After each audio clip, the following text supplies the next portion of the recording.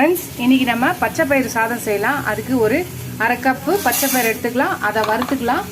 கூட ஒரு 4-5 மிளகாய், ஒரு 5-6 பல்லு பூண்டு, இதை நல்லா வாசனை வரையும் வறுத்துக்கலாம். கொஞ்சம் கருவேப்பிலையும் போட்டுக்கலாம். இது நல்லா வாசனை வர வரையும் வறுத்துக்கலாம்.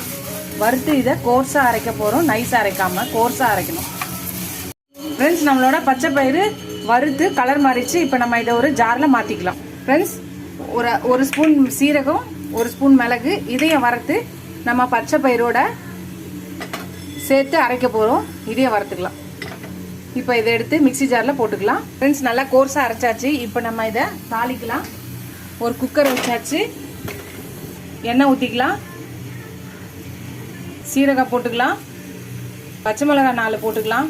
வெங்காயம் போட்டுக்கலாம். அரைச்சி வச்ச பச்சை பயிறு தூளை போட்டுக்கலாம்.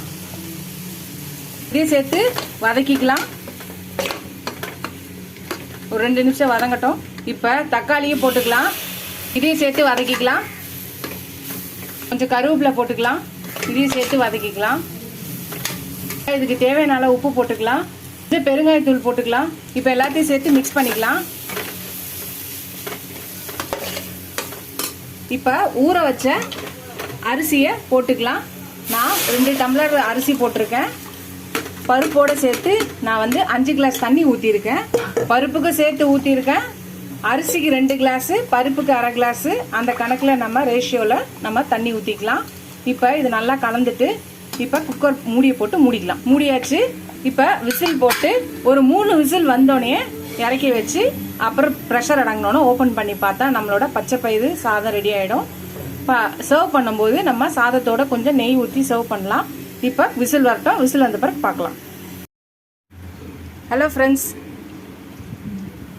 பார்த்தீங்கன்னா நம்மளோட பச்சை பயிறு ரைஸ் ரெடி ஆயிடுச்சு. இதை நம்ம தட்டில் போட்டு சர்வ் பண்ணும்போது கொஞ்சம் நெய் ஊற்றி பண்ணால் நம்மளோட பச்சை பயிறு சாதம் ரெடி ஆகிடும். இந்த ரெசிபி வீடியோ பார்த்துட்டு ட்ரை பண்ணி பார்த்துட்டு எப்படி இருக்குன்னு சொல்லுங்கள். இதோட இந்த வீடியோ முடியுது. அடுத்த வீடியோவில் அடுத்த ரெசிபியில் பார்க்கலாம். ஃபஸ்ட் டைம் என் சேனலை பார்க்கணும், சப்ஸ்கிரைப் பண்ணிட்டு பாருங்கள். இதோட அடுத்த வீடியோவில் அடுத்த ரெசிபியில் பார்க்கலாம். Tata, bye bye friends.